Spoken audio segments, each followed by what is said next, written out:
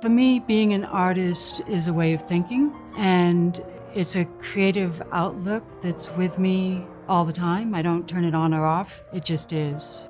My name is Julie Ault, and I'm an artist. I don't make objects, I make exhibitions. Right now, I'm working on installing an exhibition of Nancy Spero's work at the Tamayo Museum in Mexico City. And it brings together nearly 100 works over her career, over her life. Generally speaking, my practice involves various roles under the umbrella of artist. That includes curating, writing, designing, researching, and making exhibitions, and making books. It takes a lot of different forms, and largely my work is ephemeral, with the exception of the books, which last.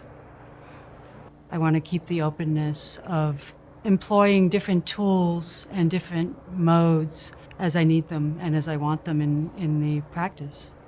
Often in my work, I take on a curatorial role, and that means I'm presenting other people's art. That, for me, is a big responsibility to sensitively present that's in keeping with the spirit of the work, and to really tune into the motivations that informed the making of those artifacts in the first place, because that helps me convey things in a very nuanced way in the exhibition, and viewers pick up on that.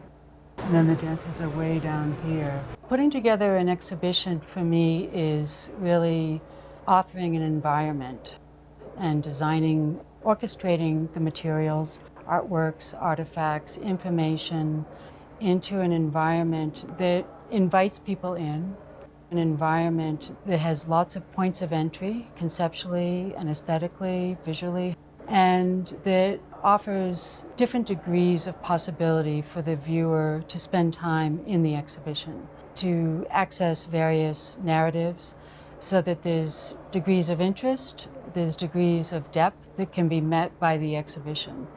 I came of age as an artist in the late 70s, moving to New York, forging a collective practice with group material. We were young artists who had just finished school and were dissatisfied with the ways that we saw art was being taught and presented in culture at that moment. Group material was really my education.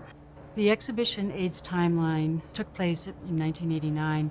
For the exhibition, we brought together art and artifacts, information from our research to show the development of AIDS in the public consciousness. It's not that I'm mapless or lack agenda, but my search takes an idiosyncratic route in an undefined expanse, informed as much by the desire to articulate what it is about the person, the artist, the writer, the activist, David Wojnarowicz, that moves me so. I want to let go of time, lose myself in discovery, and dive deep. I selected that excerpt because it functions as a metaphor for my practice, the diving in, the being informed by memory, the search for soulfulness and political consciousness,